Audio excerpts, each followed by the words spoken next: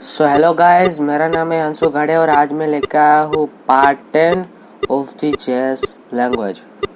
सो अभी हमने पिछले वीडियो में देखा था कि कंडीशनल ऑपरेटर क्या यूज़ होता है। आज के वीडियो में हम देखेंगे कि कंडीशनल स्टेटमेंट्स क्या होते हैं और उसका यूज़ किस तरह होता है। तो कंडीशनल स्टेटमेंट्स ज़्यादातर कंडीशन के लिए या फिर आपको ऐसा कंडीशन है कि ये करो वरना ये करो, ये होगा तो ये होगा और ये होगा तो ये होगा, ऐसा आपको कोडिंग लैंग्वेज में करना हो तो हम कंडीशनल स्टेटमेंट्स का यूज़ करते हैं।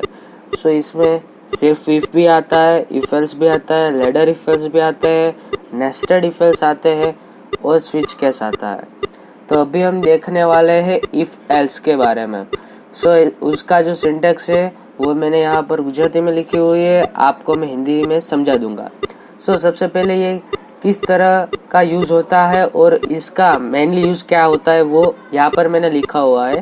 ट्रू और फॉल्स आंसर चेक करने के लिए ये कोड होगा। सो इसकी सिंटेक्स होगी इफ अगर कंडीशन आपकी ट्रू होगी तो ये वाला आंसर वो रन होगा। अगर आपकी कंडीशन फॉल्स में आएगी या उसका आउटपुट या फिर उसकी जो मेमोरी है वो फॉल्स में आएगी या फिर आपकी कंडीशन के मुताबिक नहीं होगी तो एल्स वाला जो आपने कोड लिखा है वो रन होने वाला है। सो बेसिकली आपको ये पता चल गया होगा कि कैसे हम इफ एल्स का यूज़ कर सकते हैं। ये ज़्यादातर सिमिलर कंडीशनल ऑपरेटर की तरह ही है, बट कंडीशनल ऑपरेटर में एक ही कंडीशन या फिर आप कह सकते हो कि एक ही सेंटेंस आप लिख सकते हो, बट यहाँ पर आपको जो भी मेमोरिकल कोड लिखना है वो भी आप यहाँ पर लिख सकते हैं।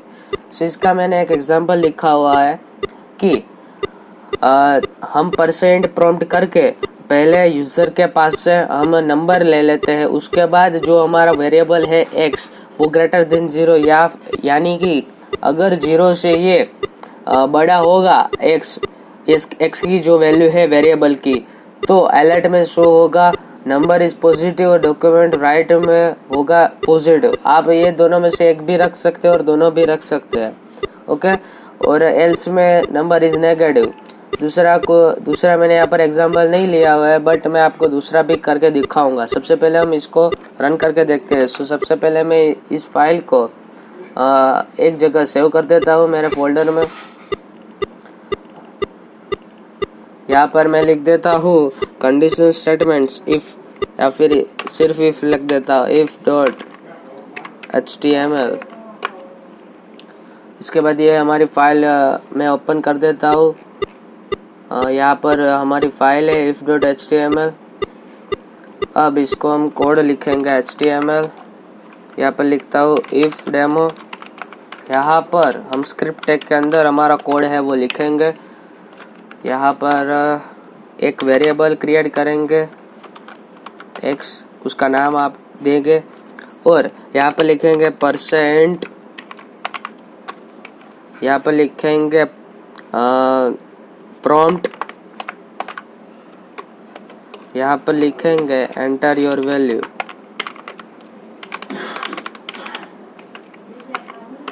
उसके बाद यहाँ पर इसको क्लोज कर देंगे। अब लिखेंगे इफ के अंदर हम कंडीशन लिखेंगे कि x ग्रेटर देन 0। इसका मतलब मैंने आपको वीडियो में बता दिया आगे। और यहाँ पर मैं लिखूंगा अलर्ट, फिर लिखूंगा पॉजिटिव और यहाँ पर इसको क्लोज कर दूंगा। उसके बाद यहाँ पर एल्स लिखूंगा और लिखूंगा अलर्ट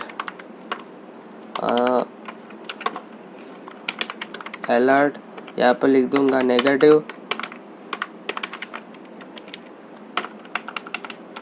अब इसको हम रन करके देखते हैं। तो हमारी ये फाइल है, इसको हम रन करके देखते हैं।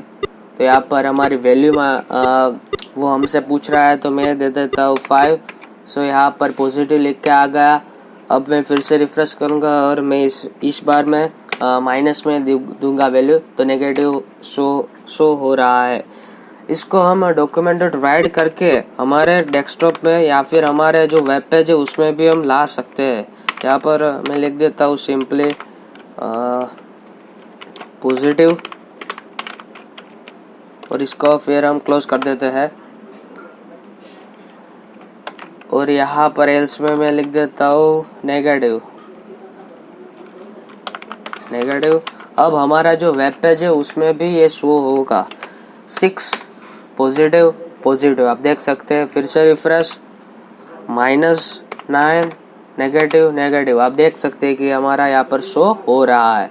सो ये हमारी इंटरेस्टिंग लैंग्वेज है जावास्क्रिप्ट। और हमारे जो वेबसाइट है उसमें डायनेमिक तरीके से भी ये यूज होता है। तो ये बहुत ही अच्छी लैंग्वेज है, इंटरेस्टिंग। उसके बाद मैंने आपको कहा था कि मैं आपको दूसरा कोड करके दिखाऊंगा। मैं यहाँ पर ही कोड कर देता हूँ। यहाँ पर एक और वेरिएबल बना देता हूँ और उस वेरिएबल का मैं नाम दे देता हूँ y। यहाँ पर मैं इसको कमेंट कर दूंगा कि ये सब अभी बंद होगा। ये जो हमारा पॉजिटिव नेगेटिव वाला कोड है वो अभी शो नहीं होगा। अभी हमारा जो हम कोड करने जा रहे हैं,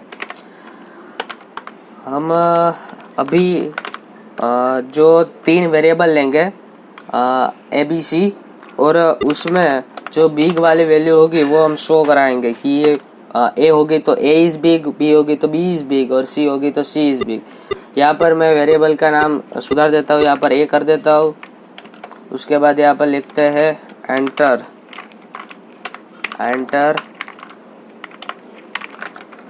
ए वैल्यू। अब यहाँ पर सिंपली यहाँ पर B कर देंगे, यहाँ पर C कर देंगे और यहाँ पर वेरिएबल का नाम भी चेंज कर देंगे, यहाँ पर B कर देंगे। ओके।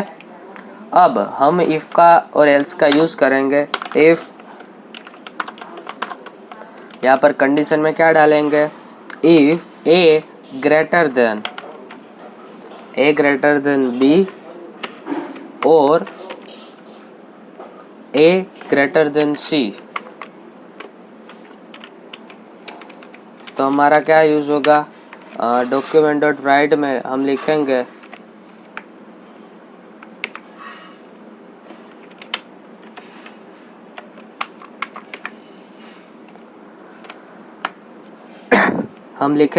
document.write करके document.write यहाँ पर लिख देते हैं A is big। ओके। इस तरह हम else if का यूज करेंगे। else if में मैंने if else को क्या कहते हैं, ladder if else। इसमें क्या होता है कि else में if else होगा। मैं आपको उसकी सिंटेक्स में बताऊंगा कि यहाँ पर else के आगे आप if करके फिर से कंडीशन डालेंगे। मैं आपको दिखा देता हूँ। else के आगे if करके फिर से कंडीशन, तो ये होगा ladder if else। और अगर आप if के अंदर फिर if else डालेंगे और else के अंदर फिर if else डालेंगे तो वो हो गया nested if else। उसका यूज ज़्यादातर कम होता है, बट उसके जैसा एक आता है नेस्टेड लूप करके आता है। उसका यूज हम पैटर्न बनाने के लिए करते हैं, ज़्यादातर प्रोग्रामिंग लैंग्वेज C++ के लिए। सो यहाँ पर मैं लिखूंगा B ग्रेटर देन A और B ग्रेटर देन C, तो क्या होगा, document.write यहाँ पर लिख देता हूँ B is big। सॉरी, यहाँ पर सेमीकोलन करना पड़ेगा। अब यहाँ पर हम else करेंगे। अगर ये दोनों में से कोई भी कंडीशन नहीं होगी तो क्या होगा, document.write करके लिखते हैं तो C is big होगा। ये एक प्रोग्रामिंग का ही भाग है। सो आपको ये अच्छे से आना होगा, मीन्स अच्छे से आपको सीखना होगा।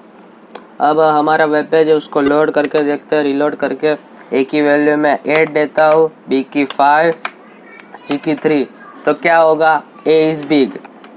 अब A की वैल्यू 5 देता हूँ, यहाँ पर A की वैल्यू 5 देता हूँ, B की वैल्यू 8 देता हूँ, उसकी वैल्यू 3 देता हूँ, तो क्या होगा, A इज बिग ही आ रहा है।